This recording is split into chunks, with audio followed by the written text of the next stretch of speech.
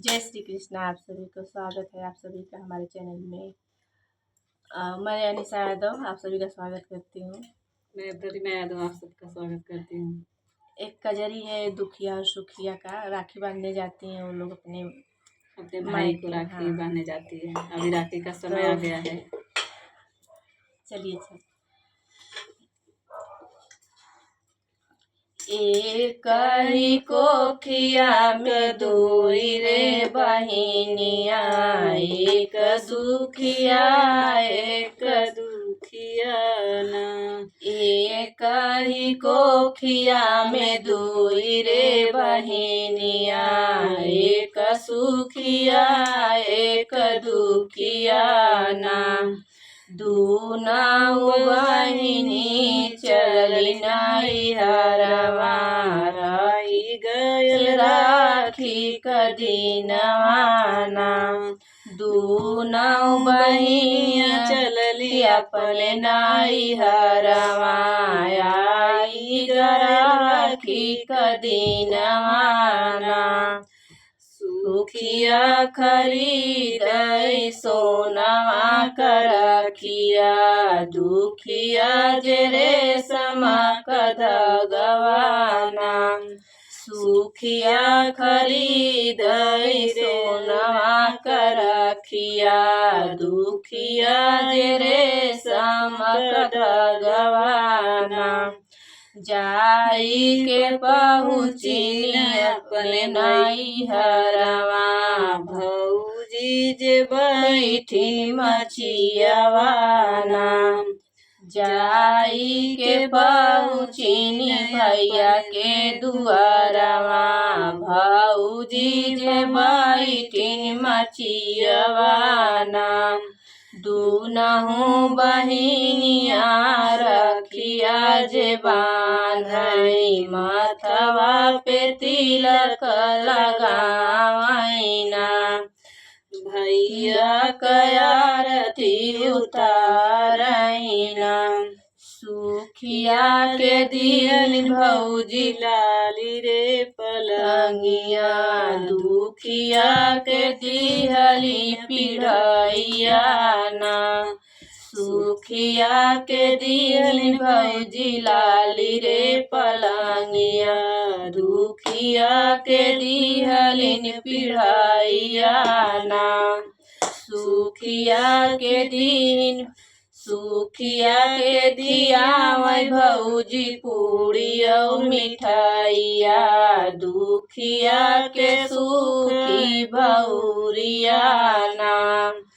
सुखिया के सोआवै भौजी गद्दा और गलाइचा, दुखिया के टूटही खटियावाना। सुखिया के सोआवै भौजी गद्दा और गलाइचा, दुखिया के टूटही खटियावाना। सुखिया के दिन भौजी सोना और चानिया, दुखिया के कोछ भर को दैलाना।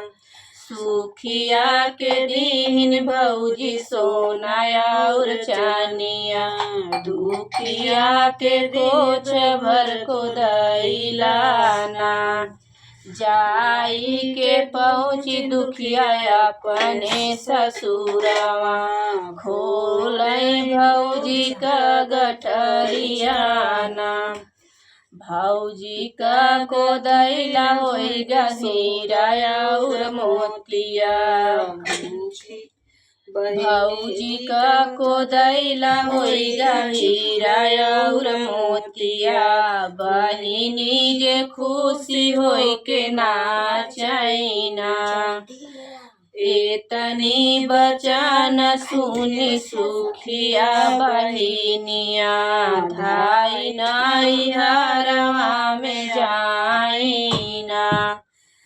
आपन लैला भौजी गहना औरियावा, कोछ भर को दैला बांधना। हमारी सोना भौजी होइगा ढेला माटिया, दुखिया का कोदैला होइगा हीरा और मोतिया।